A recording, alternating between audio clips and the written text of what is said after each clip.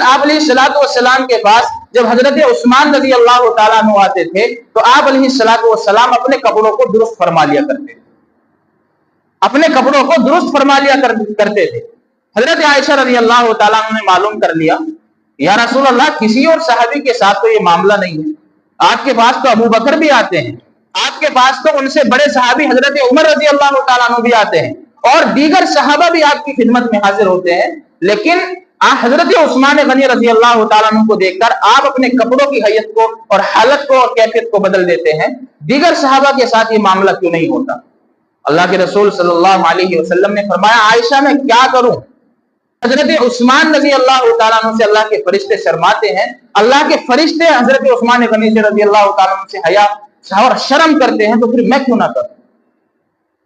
یہ حضرت اللہ کے رسول صلی اللہ علیہ وسلم نے حضرت عثمان غنی رضی اللہ تعالیٰ عنہ کے بارے میں